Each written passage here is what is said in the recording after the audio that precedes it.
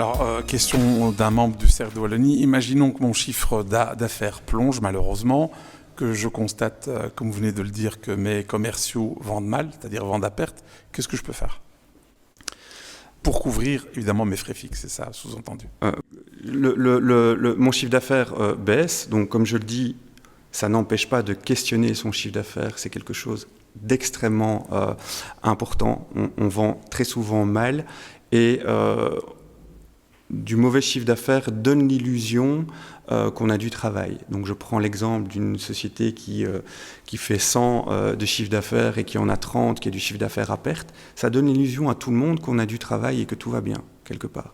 Alors que si vous l'enlevez, peut-être que vous ne perdez rien en rentabilité globale, peut-être même que vous gagnez en rentabilité globale, mais ça va aussi faire comprendre à l'organisation qu'elle manque d'activité. Donc toujours cette question du chiffre. J'ai un problème avec mes commerciaux. Avant de réduire l'équipe, questionner l'efficacité, les conscientiser, évidemment.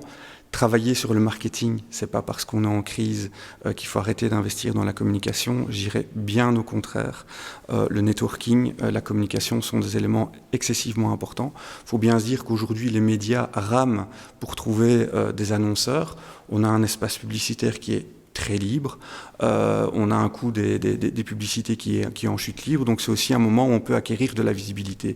Quand on a un marché très concurrentiel et que les concurrents ne communiquent plus, celui qui communique, il se distingue. Évidemment, on peut faire tout ça au niveau des frais fixes. Si on a un vrai problème, on a constaté qu'on a un moteur qui est durablement affecté et qu'il faut s'occuper à ce moment-là de la carrosserie, eh bien, typiquement, personnellement, moi, j'ai tendance à travailler énormément sur d'abord un brainstorm stratégique avec le dirigeant, puis on va faire percoler la mission avec de l'intelligence collective avec les équipes concernées.